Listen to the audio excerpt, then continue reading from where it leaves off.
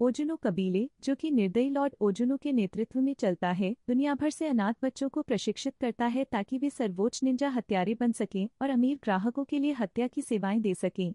यह कबीला अपनी सेवा के लिए 100 पाउंड सोने की कीमत लेता है और हमेशा अपने लक्ष्य के आसपास मौजूद किसी भी गवाह को मार डालता है।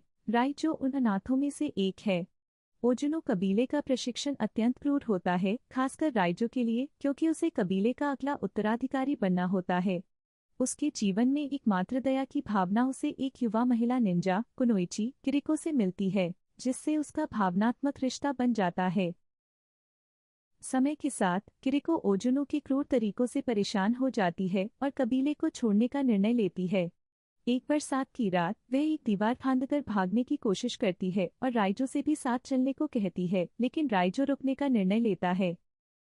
कबीले की नज़रों में गद्दार मानी गई किरिको को पकड़ लिया जाता है और बाद में उसके ही बड़े निंजा भाई ताकेशी द्वारा राइजो के सामने मौत की घाट उतार दिया जाता है। ताकेशी उसके दिल में छुरा घोंप देता है। कई सालों बाद जब राइजो बड़ा हो जाता है तो लॉर्ड ओजुनो उसे उसका पहला हत्या मिशन पूरा करने का आदेश देता है। उसे कुछ गैंगस्टर्स को मारना होता है। मिशन के बाद राइजो बर्लिन के एक गगनचुंबी इमारत की छत पर अपने बाकी कबीले के सदस्यों से मिलता है। वहां लॉर्ड ओजुनो उसे एक कुनोइची गद्दार को मारने का आदेश देता है।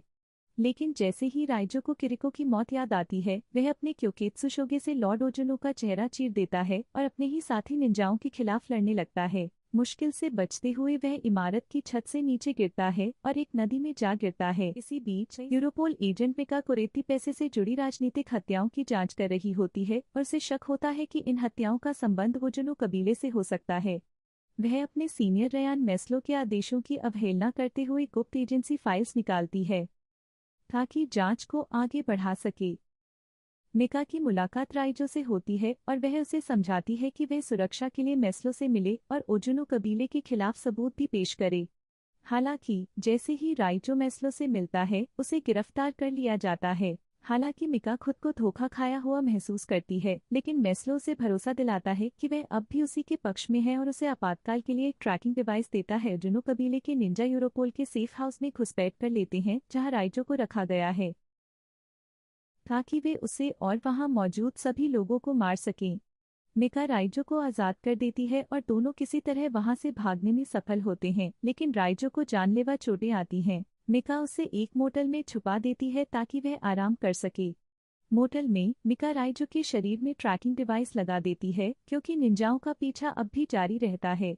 ओजुनो के निंजाओं से मुकाबला करने में असमर्थ मिका खुद को मोटल के बाहर छुपा लेती है, जब तक कि स्पेशल फोर्स की टीम उसे मदद देने के लिए नहीं पहुंच जाती। जब तक स्पेशल फोर्स की टीम पहुंचती है, तब तक ओजुनो के निंजा राइजो को अगवा कर चुके होते हैं और उसे लॉर्ड ओजुनो के सामने उसकी सजाई मौत के लिए पेश किया जाता है। ओजुनो कबीले के ठिकाने ले जाते समय राइजो अपनी निंजा तकनीकों का उपयोग करके अपनी गंभीर चोटों को खुद ही ठीक कर लेता है। राइजो के अंदर लगाए गए ट्रैकिंग डिवाइस की मदद से मेस्लो के नेतृत्व में यूरोपोल की स्पेशल फोर्स और टैक्टिकल टीमें पहाड़ों के बीच छिपे ओजुनो कबीले के गुप्त ठिकाने पर हमला बोल देती हैं। आसमान को ताकतवर फ्लेयर्स से रोशन करके रात को दिन में बदल देते हैं, जिससे सेना को निंजाओं के खिलाफ अपनी शर्तों पर लड़ने का मौका मिलता है। इस अफरा तफरी के बीच मिका राइजो को उसकी रस्सियों से आज़ाद कर देती है। राइजो ताकेशी को मार देता है और फिर लॉर्ड ओजुनो से तलवारबाजी करता है। मिका उसकी मदद करने की कोशिश करती है, लेकिन लॉर्ड ओजुनो उसे छुरा घोंप देता है। गुस्से में आकर राइजो पहली बार अपनी शैडो ब्लेंडिंग तकनीक का इस्तेमाल करता है और ओजुनो को भटकाकर उसे मार देता है। मिका, जो देखने में मृतप्राय लगती है, असल में बच जाती है क्योंकि जन्मजात एक विचित्रता के कारण उसका दिल सीने के दाईं ओर होता है।